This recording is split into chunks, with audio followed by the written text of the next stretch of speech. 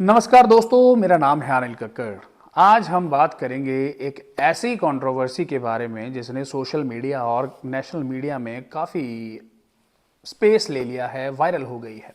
YouTuber Ranveer Allahbadia, comedian समय रैना और उनका reality show India's got latent अब न्यूज़ में है। क्या हुआ था, चलिए जानते हैं।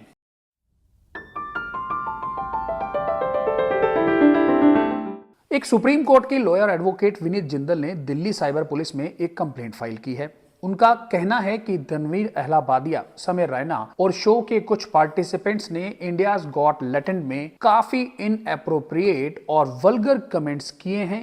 इस कंप्लेंट में शो को बैन करने की मांग की गई है। इसके अलावा असम में, महाराष्ट्र में, कई और जगह पर इन कॉमेडियंस के खिलाफ एफआईआर्स हुई हैं।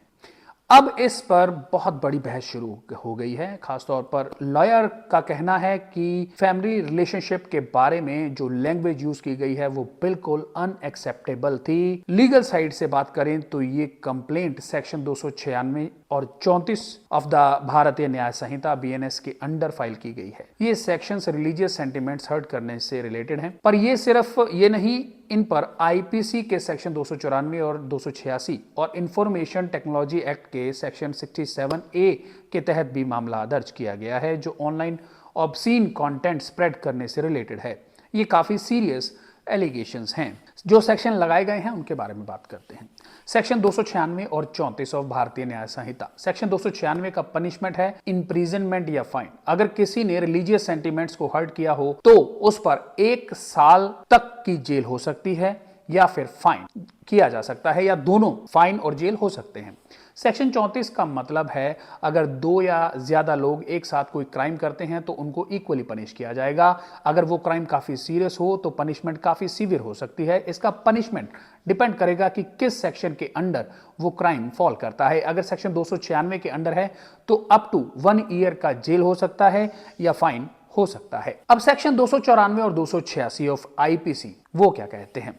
सेक्शन 294 का पनिशमेंट अप टू 3 मंथ्स का है। इंप्रिजनमेंट या फाइन या दोनों हो सकते हैं। अगर किसी ने पब्लिक स्पेस पर ऑब्सीन एक्ट किया हो, जैसे वल्गर लैंग्वेज या इनएप्रोप्रिएट जोक्स, तो उनको जेल हो सकती है या फाइन किया जा सकता है। सेक्शन 286 का पनिशमेंट अप टू 6 मंथ्स का है और फाइन भी है। इसका यूज नॉर्मली ऐसी चीजों पर होता है जिसमें लोग अपनी नेग्लिजेंस से दूसरों को हार्म पहुंचा सकते हैं। इस केस में अगर वल्गर और ऑफेंसिव कंटेंट के स्प्रेड होने से सोशल हार्म होता है तो उनको ये पनिशमेंट हो सकती है। इसके अलावा मैंने बात की section 67A of the information technology act. Section 67A के अंडर अगर कोई ऑब्सीन और sexually explicit content electronic medium पर पब्लिश किया जाता है या ट्रांसमिट किया जाता है तो 5 साल तक की जेल हो सकती है और फाइन भी लगाया जा सकता है, जो 10 लाख रुपए तक हो सकता है। अगर सेकंड टाइम ऑफेंस है तो पनिशमेंट और भी ज्यादा हो सकती है, 7 साल की